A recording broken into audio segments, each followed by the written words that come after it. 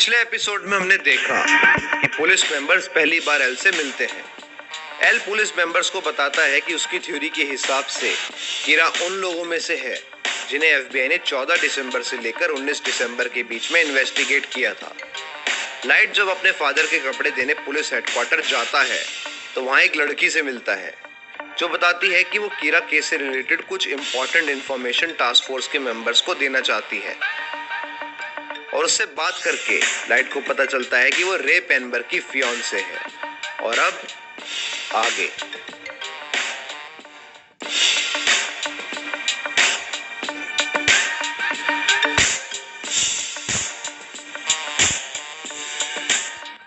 Light Maki को बोलता है कि उसकी थ्योरी अब उसके कुछ समझ आ रही है और उन्हें टाइम वेस्ट किए बिना इन्वेस्टिगेशन शुरू करनी चाहिए।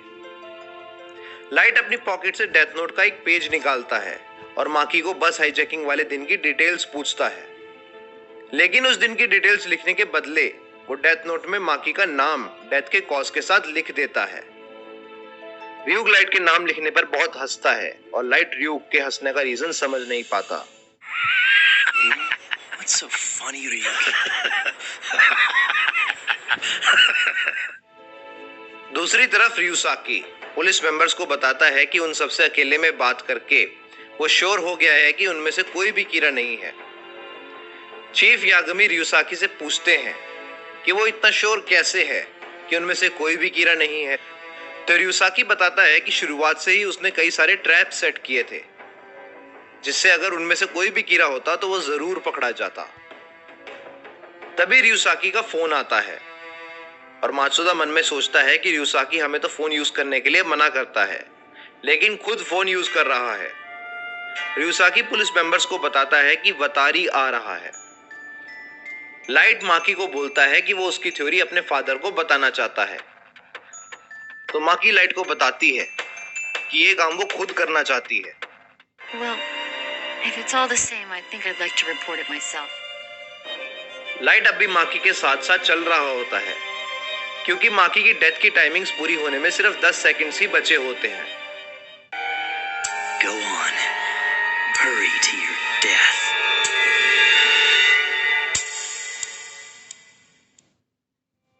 दस सेकंड्स पूरे होने के बाद लाइट को बहुत हैरानी होती है क्योंकि माकी की डेथ नहीं होती। लाइट सोचता है कि आज तक ऐसा नहीं हुआ कि उसने किसी का नाम लिखा हो और वो ना मरा हो, तो माकी कैसे बच गई।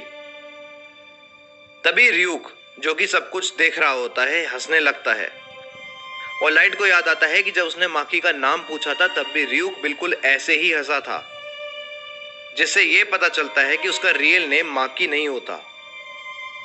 दूसरी तरफ वतारी भी रूम में आ जाता है और अपना फेस सबके सामने रिवील कर देता है और पुलिस मेंबर्स को बताता है कि उसके फेस रिवील करने का यही रीजन है कि उन्होंने रियूसाकी का ट्रस्ट जीत लिया है। वतारी एक बॉक्स खोलता है और पुलिस मेंबर्स को नई पुलिस आईडीज दिखाता है।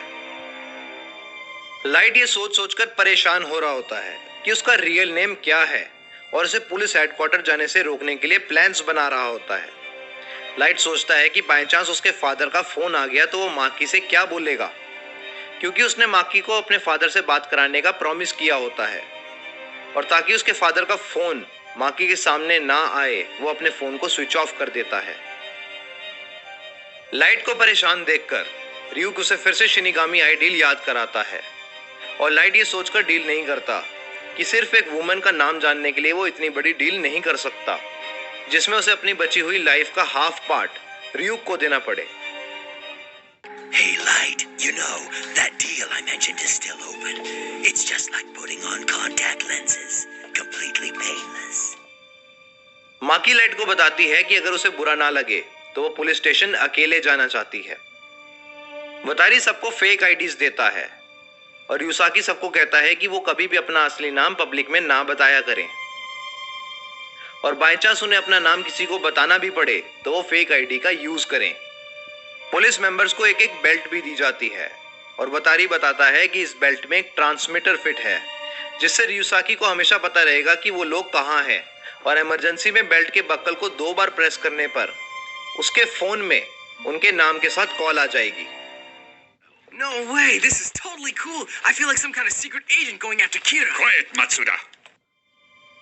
माकी जब वापस पुलिस हेडक्वार्टर अपनी थ्योरी टास्क फोर्स के मेंबर्स को बताने जा रही होती है तो लाइट बहुत घबरा जाता है, क्योंकि उसके पास माकी का रियल नेम निकलवाने का ज्यादा टाइम नहीं रह जाता और वहां से पुलिस हेडक्वार्टर सिर्फ 5 मिनट की दूरी पर होता है। लाइट माकी को बोलता है कि वो डायरेक्टली किसी भी टास्क फोर्स के मेंबर से नहीं मिल पाएगी, क्योंकि कीरा की वजह से टास्क फोर्स भी बहुत सेफ्टी के साथ काम कर रही है।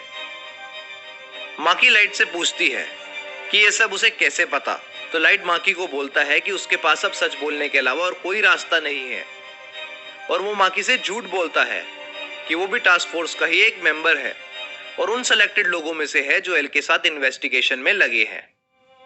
माकी लाइट की सारी बात सुनकर उसे कहती है कि वो फिर भी एक बार टास्क फोर्स जाकर खुद बात करना चाहती है।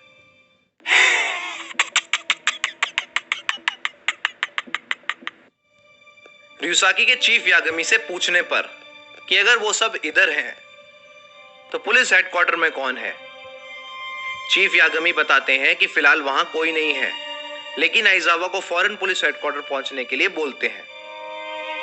लाइट के दोबारा फोर्स करने पर कि उसे वहां कोई डायरेक्टली बात नहीं करेगा, माकी लाइट को बताती है कि शायद एल उससे डायरेक्टली मिल ले, क्योंकि उसने कुछ साल पहले एल के साथ एक केस में काम किया था, क्योंकि वो पहले भी FBI एजेंट रह चुकी है। यह सुनकर लाइट थोड़ा खुश हो जाता है, क्योंकि उसे माकी के बारे में थोड़ी इंफॉर्मेशन मिलती है। This is it. Finally something I can use. Light Maki को बोलता है कि उसकी डिटेक्टिव स्किल्स काफी अच्छे हैं और उसने पहले एल के साथ काम किया है, तो वो चाहता है कि वो उन सब टास्क फोर्स के मेंबर्स के साथ मिलकर इस केस में हेल्प करे ताकि वो जल्दी से जल्दी कीरा को पकड़ सके। Will you investigate this case with me? Huh?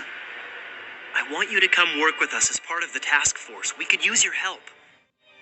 माकी Light की बात सुनकर बहुत खुश हो जाती है और उसे कहती है कि वो सच में कीरा केस में हेल्प करना चाहती है। रियू कभी भी बहुत जोर जोर से हंस रहा होता है। Please let me investigate this case with you.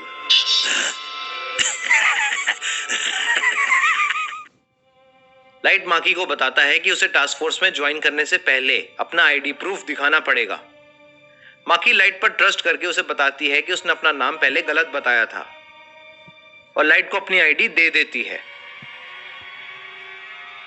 आइजावा, जो कि बिल्कुल उनके पास से निकलता है, उन्हें नोटिस नहीं कर पाता। लाइट डेथ नोट में करेक्शन करके माकी का रियल नेम, जो कि नियोमी मिसोरा होता है, लिख देता है और अपनी वॉच में टाइम देखता है। नियोमी लाइट से पूछती है कि वो बार बार अपनी वॉच में क्यों देख रहा है, तो लाइट उसे बताता है कि वो इसलिए क्योंकि वो कीरा है। Because I'm Kira.